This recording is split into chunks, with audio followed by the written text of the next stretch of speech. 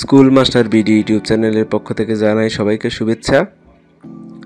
আমি আজ আপনাদেরকে আমার এই ভিডিওতে দেখাবো জন্ম নিবন্ধন তথ্যে যদি কোনো ভুল থাকে সেই ভুল তথ্যে কিভাবে সংশোধন করবেন, ঘরে বসেই এই সংশোধন কার্যটি কিভাবে সমাধান করবেন খুব সহজেই। ভিডিওটি শুরু থেকে শেষ পর্যন্ত দেখবেন এবং ভালো লাগলে অবশ্যই চ্যানেলটি সাবস্ক্রাইব করবেন এবং ভিডিওতে লাইক দিবেন। চলুন শুরু করা যাক।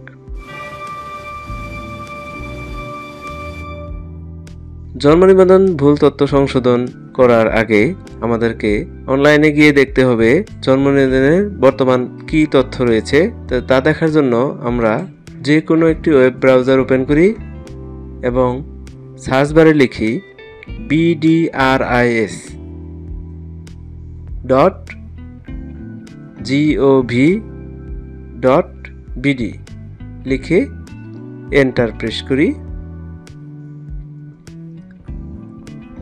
একটি পেজ চলে আসবে, জন্ম নিবন্ধন তথ্যর জন্য আবেদন। জন্ম নিবন্ধন ট্যাবে মাউসটি নেওয়ার সাথে সাথে অনেকগুলো অপশন বের হবে। সেই অপশনের ভিতরে একটি অপশন রয়েছে জন্ম নিবন্ধন তথ্য অনুসন্ধান। এটিতে আমরা ক্লিক করব। ক্লিক করার পর বার্থ রেজিস্ট্রেশন নাম্বারের ঘরে বর্তমানে যে জন্ম নিবন্ধন তথ্যটি আপনার রয়েছে সেই জন্ম নিবন্ধন তথ্যের যে নাম্বারটি সেটি দিতে হবে এবং সেই জন্ম নিবন্ধনে যে জন্ম তারিখটি রয়েছে সেটি লিখতে হবে। লেখার পর একটি ক্যাপচা আসবে, সেই ক্যাপচাটি সলভ করে উত্তরটি লিখতে হবে এবং সার্চ বাটনে ক্লিক করতে হবে। ক্লিক করলেই একটি জন্ম নিবন্ধনের অনলাইন কপি চলে আসবে আপনার সামনে। সেই অনলাইন কপি থেকে আপনি দেখতে পারবেন কোন তথ্যটি আপনার সংশোধনের প্রয়োজন।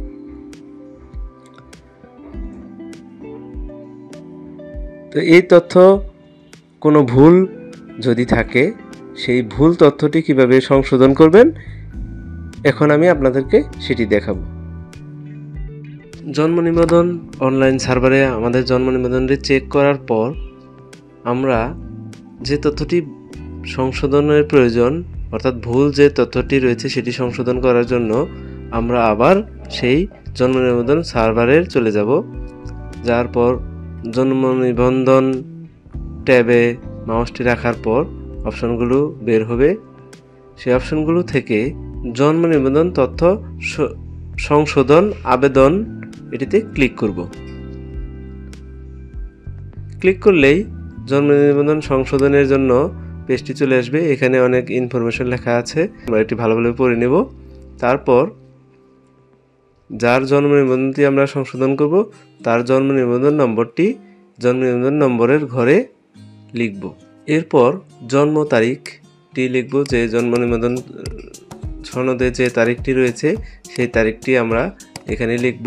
লেখার পর অনুসন্ধান বাটনে ক্লিক করব।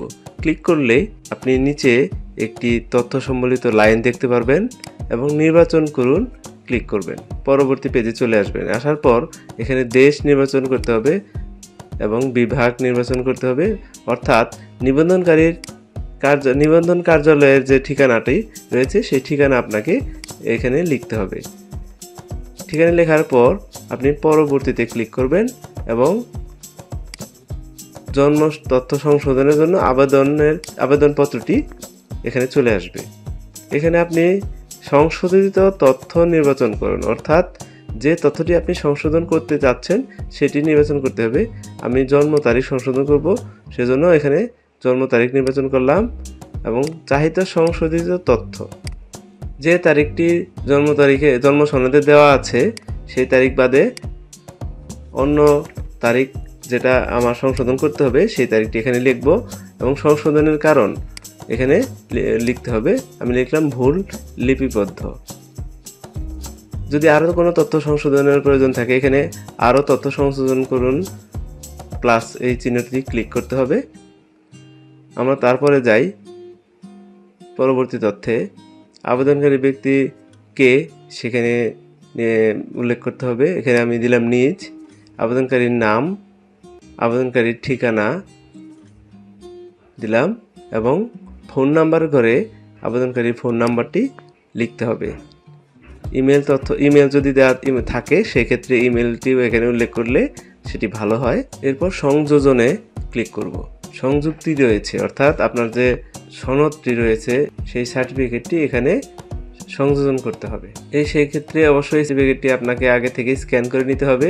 সংযোজনে ক্লিক করার পর আপনি যে সার্টিফিকেটটি সংযোজন করতে যাচ্ছেন সেটি এখানে ফোল্ডারটি সিলেক্ট করে যে ফাইলটি সিলেক্ট করার প্রয়োজন আপনি সেই ফাইলটি সিলেক্ট করবেন এবং ওপেনে ক্লিক করবেন। ওপেনে ক্লিক করার পর এখানে ফাইল টাইপ ক্লিক করে ফাইল টাইপ সিলেক্ট করতে হবে। এখানে আপনি কোন ধরনের ফাইল দিতে চান। তো আমি প্রাথমিক স্কুল সার্টিফিকেট পিএসসি সার্টিফিকেটটি দেই। স্টার্টে ক্লিক করি। স্টার্টে ক্লিক করার সাথে সাথে ফাইলটি আপলোড হয়ে যাবে।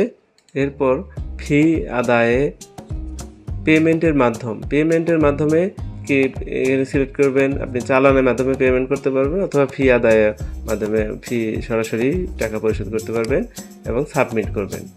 সাবমিট করার সাথে সাথে একটি পেজ চলে আসে জন্ম তথ্য সংশোধনের জন্য আবেদন, এবং এখানে সাকসেস আবেদনটি সফলভাবে সাবমিট করা হয়েছে লেখা এসেছে। আবেদন সংশ্লিষ্ট কার্যালয়ে দাখিল হয়েছে। আপনার আবেদনপত্রের নম্বর, এই নম্বরটি আপনাকে সঠিকভাবে সংরক্ষণ করতে হবে। পরবর্তীতে আপনার আবেদনটি নেওয়ার জন্য এই নম্বরটি দেখাতে হবে। এছাড়া আবেদনপত্রটি আগামী কত তারিখের ভিতরে সংশোধন করার পর আপনি হাতে পাবেন সেটিও লেখা আছে এখানে।